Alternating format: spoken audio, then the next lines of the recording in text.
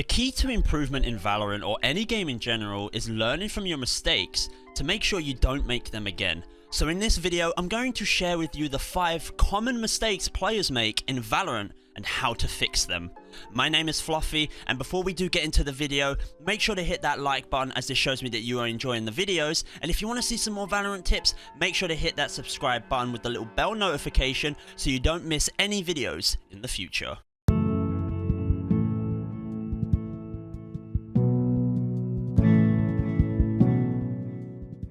The first mistake I want to talk about is probably one of the most common mistakes from all kinds of players, whether that is from Iron to Immortal, and yes, even Radiant, and that is positioning yourself of peeking that exposes you to multiple angles.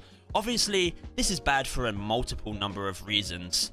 The main reason is that you are exposed to many angles and most likely will die before getting a kill, alongside making it harder for your teammates to play off of you and get that trade kill when you're exposed to so many angles.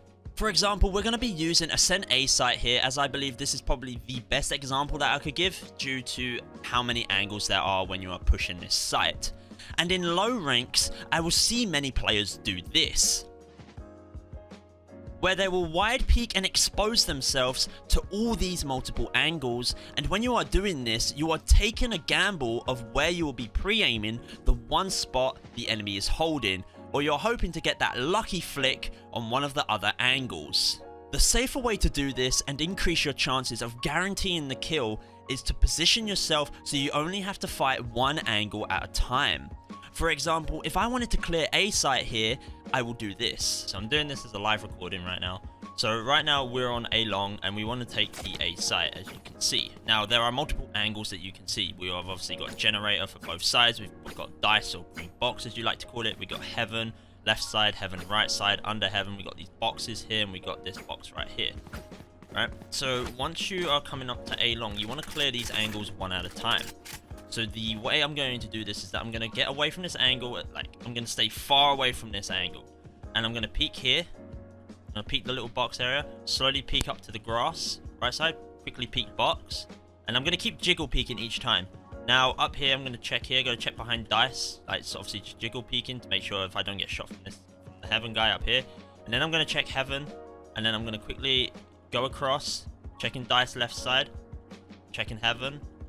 Checking under heaven, checking generator, checking the next side of generator, checking grass, and then I'm going to slowly push in. The only time you want to peek wide like this is when you have a lot of information of the location of the other players on site.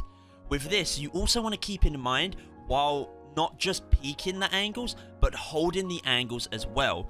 You want to limit yourself on the number of angles exposed to you while you're holding a particular angle.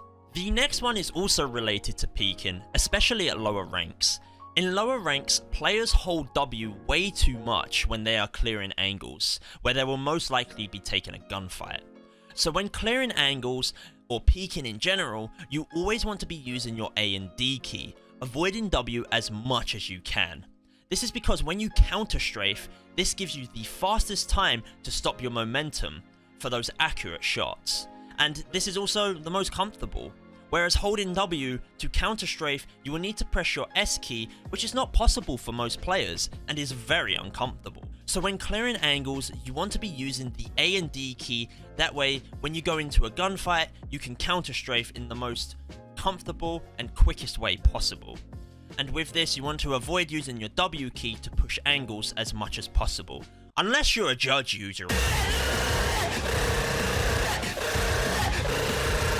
Of course, there will be times you will need to hold W to push through an area as fast as possible, but in general, the goal should be to minimize the use of the W key when exposing yourself to new angles, and maximizing the time to use your strafe keys so you can counter strafe when you're in the need to have a gunfight. The best way to fix this is to play the game more and playing a couple of death matches every day before playing, focusing on your counter strafing, so this can be built to your muscle memory.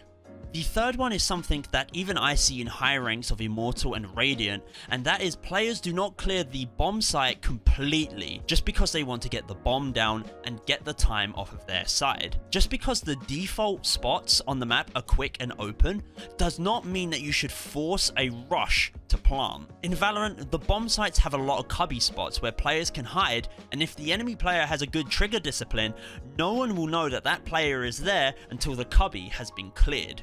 Clearing the cubby takes just a mere couple of seconds to make sure that the site is completely clear so that the planter isn't going to be a free kill because, hey, how many times have we all been killed while planting the bomb thinking that the site is clear? A nice little tip here is that you can fake plant the spike as well if you have not cleared the site properly to draw out any players hiding or even baiting some enemy util. This next one on the list isn't anything related to gameplay, but it's more related to your mental mentality when playing the game, and that is caring about your team's KD. I want you to focus on the impact kills of the round. A player could have a high number of kills and could just be exit fragging, and the other player could have low kills but making more impact kills such as first picks, lurk kills, or creating openings for your team. That player is a lot more useful towards the round than the player who baits the whole team and only exit fragging. In my opinion, I would rather have a 7 and 14 Rays because they are entry fragging, getting the first kill, getting first bloods, creating space for our team and giving the team openings, than a 16 and 4 Rays but is baiting the entire team and getting useless frags that don't impact the round. The last one that we have here is also related to your mental mentality when playing the game, and that is that players just give up way too easily. Players will even ask for a forfeit when they have lost even the first 3 rounds, or even when the scores are like 7 to 12. Even if the score is 0 to 12, you want to have that mentality of still going for the win, because a comeback is always possible. It's just a quick little flick of the switch on the enemy side that could easily get them tilted, maybe losing 3 rounds in a row, 4 rounds in a row. It's all about that flow state of mind. In Valorant, the hardest part of the game is keeping your mental state intact, and this is no exception. Always remain positive and stay focused and never give up until the screen says victory or defeat, because that's when the game is truly over.